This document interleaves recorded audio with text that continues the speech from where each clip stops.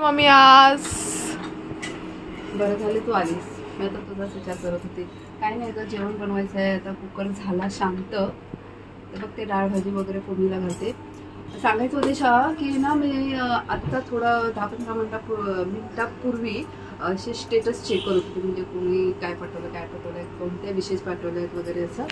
तर असं बघत होती, तर माझ्या निदर्शनास आलं की आज ना झाशीची राणी लक्ष्मीबाई यांची पुण्यतिथी आहे. केवढा आपल्याला विसर पडला आहे.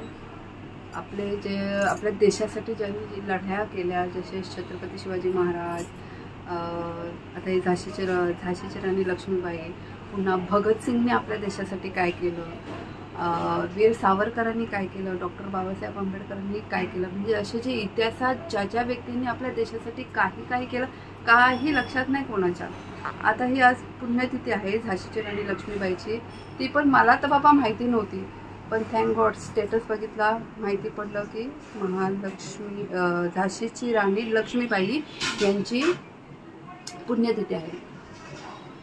तर पहिले तर हॅट्स ऑफ झाशीची राणी लक्ष्मीबाई यांना, की त्यांनी आपल्या देशासाठी कशी लढाई जिंकून आपल्या देशाच्या आझादीसाठी त्यांनी हातभार लावला.